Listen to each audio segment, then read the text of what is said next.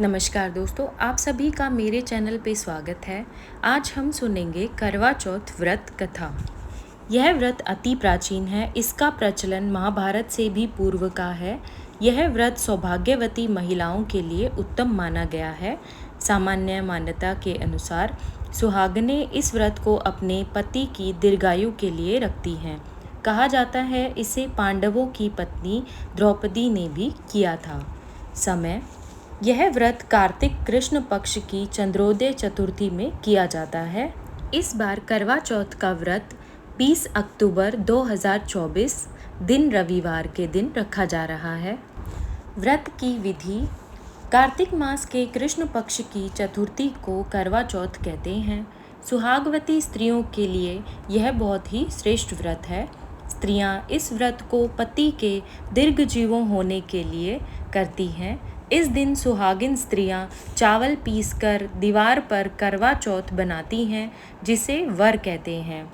इस करवा चौथ में पति के अनेक रूप बनाए जाते हैं तथा सुहाग की वस्तुएं जैसे चूड़ी, बिंदी, बिछुआ, मेहंदी और महावर आदि के साथ साथ दूध देने वाली गायें, करुआ बेचने वाली कुम्हारी, महावर लगाने वाली नाइन, चूड़ी पहनाने वाली मनिहारिन, 7 भाई और उनकी इकलौती बहन, सूर्य, चंद्रमा, गौरा और पार्वती आदि देवी देवताओं के भी चित्र बनाए जाते हैं। सुहागिन स्त्रियों को इस दिन निर्जल व्रत रखना चाहिए।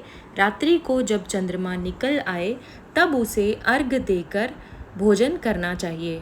पीली मिट्टी की गौरा बनाकर उसकी पूजा करनी चाहिए। अगर दीवार पर करवा चौथ बनाने में कोई असुविधा हो तो करवा चौथ का चित्र बाजार से लाकर दीवार पर चिपकाया जा सकता है।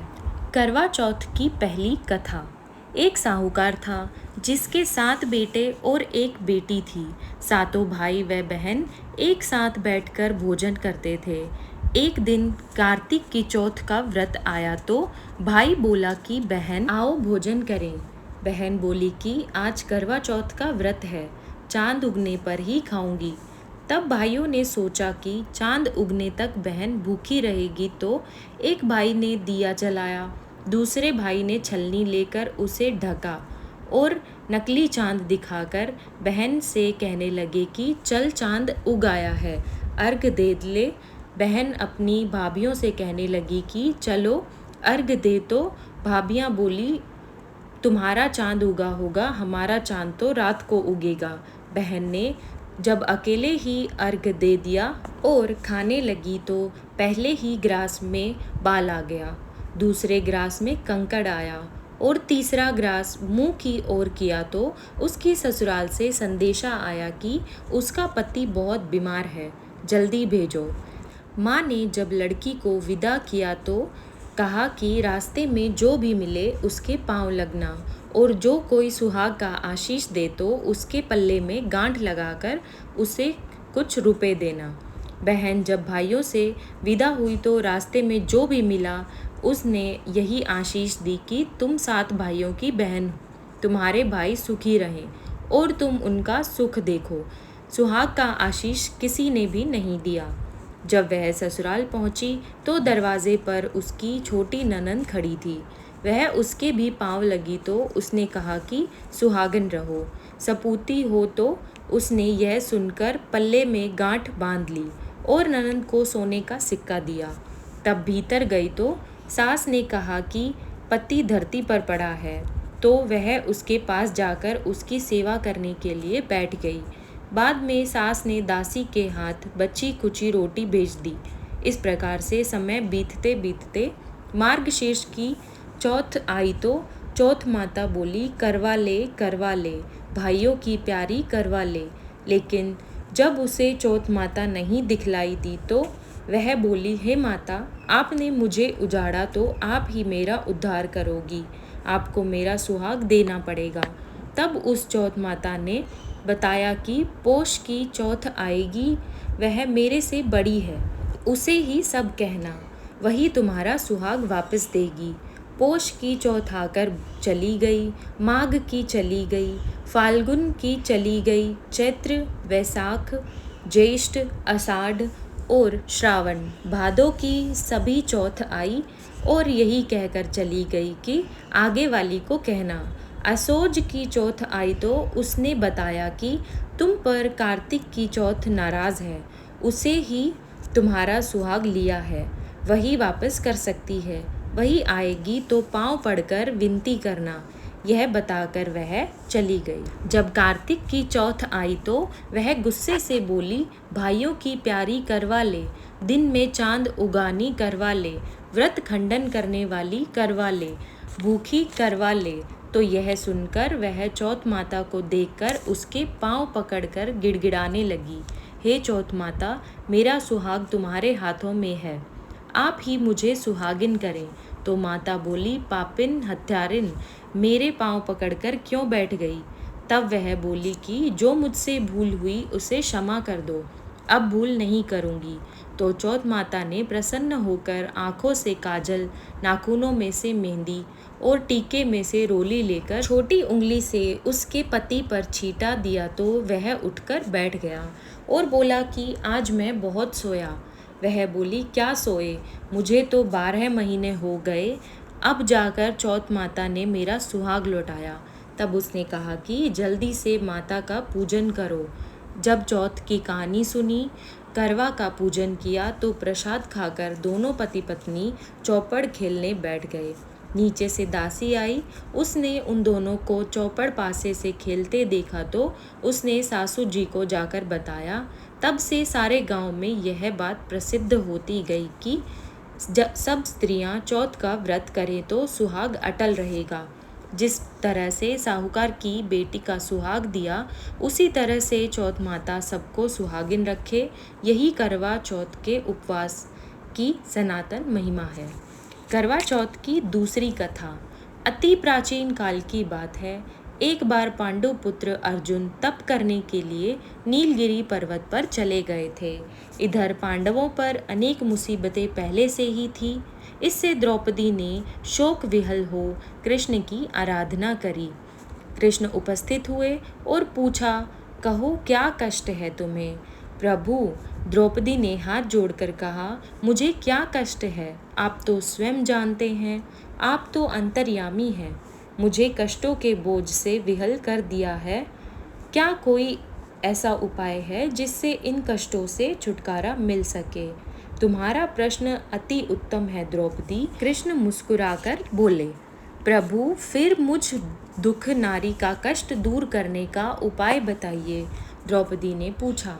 यही प्रश्न एक बार पार्वती जी ने शिव जी से कर दिया था। तब श्री शिव जी ने करवा चौथ का विधान बताया था। फिर प्रभु, करवा चौथ की जानकारी मुझे भी दीजिए और उसकी कथा कहिए। तब कृष्ण ने एक पल सोचने के बाद कहा, दुख सुख जो सांसारिक माया माना जाता है, प्राणी उसमें सदा ही लिप्त रहता है। मैं तुम्हें अति उत्तम करवा चौथ की कथा सुनाता हूँ, इसे ध्यान से सुनो। प्राचीन काल में गुणी, विद्वान, धर्मपरायण एक ब्राह्मण रहता था। उसके 4 पुत्र और एक गुणवती सुशील पुत्री थी।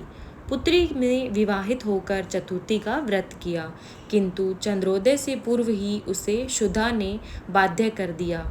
इससे उसके स्नेही भाइयों ने छल से पीपल की आड़ में कृत्रिम चंद्रमा बनाकर दिखा दिया। लड़की ने अर्घ्य दे भोजन कर लिया। भोजन करते ही उसके पति की हृदय गति बंद हो गई। इससे दुखी हो उसने अन्न जल त्याग दिया। उसी रात्रि में इंद्राणी भूविचरण करने आई।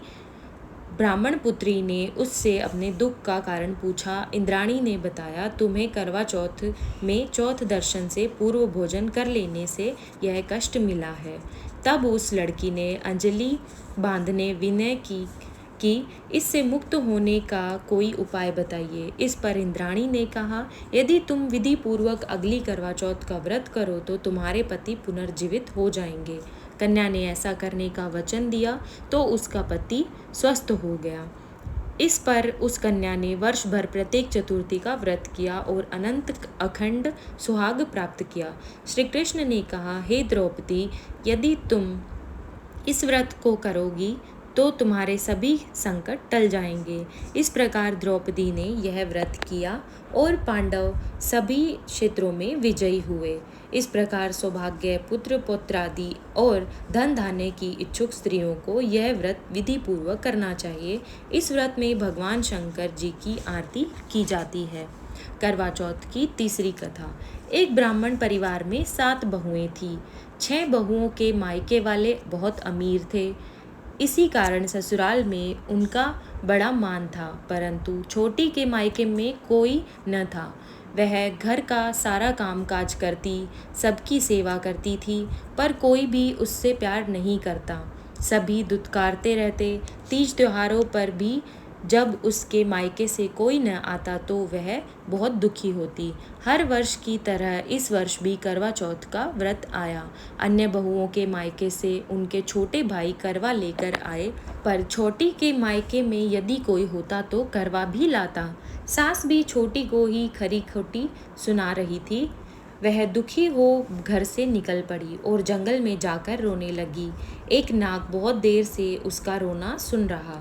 अंत में वह अपने बिल से निकल आया और छोटी बहू से पूछने लगा, बेटी क्या बात है, तुम रो क्यों रही हो?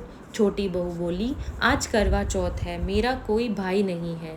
यदि मेरा कोई भाई होता तो आज जरूर करवा लेकर आता। नाग को छोटी बहू पर दया आई।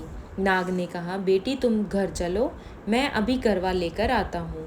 थोड़ी देर बाद नाग ससुराल पहुँचा। ससुराल वाले इतना सामान देखकर चकित हो गए। सास भी प्रसन्न हो गई। सास ने प्रसन्न मन से छोटी बहू को नाग देवता के साथ भेज दिया। नाग देवता ने छोटी बहू को अपना सारा महल दिखाया और कहा, जितने दिन चाहो आराम से रहो, मन चाहा खाओ, मन चाहा पहनो, पर एक बात याद रखना, सामने रखी नांद कभी मत खोलना। छोटी बहू सारा समय महल में आराम से काटती, पर नांद के बारे में उसकी उत्सुकता बढ़ती जाती। एक दिन जब घर में कोई न था, उसने नांद को उठाकर देखा तो हजारों छोटे छोटे सांप के बच्चे इधर उधर रेंगने लगे। उसने जल्दी ही नांद ढक दी। जल्दी में एक सांप की पूंछ नांद के नीचे आकर कट गई। शाम को नाग के आने पर छोटी ने अपनी गलती स्वीकार कर ली। नांद ने भी उसे क्षमा कर दिया। जब छोटी ने ससुराल जाने की इच्छा की तो उसे धन रत्न आदि देकर विदा किया। छोटी के ससुराल में अब उसकी बड़ी इज्जत होने लगी। जिस सांप की पूंछ कटी थी उसे सभी बंडा कहकर तंग करते। एक दिन उसने अपनी माँ से पूछा कि मेरी पूंछ कैसे कटी है। माँ ने कहा कि छोटी बहू के नांद उठाने और जल्दी में रखने से ही तुम्हारी पूंछ कटी है।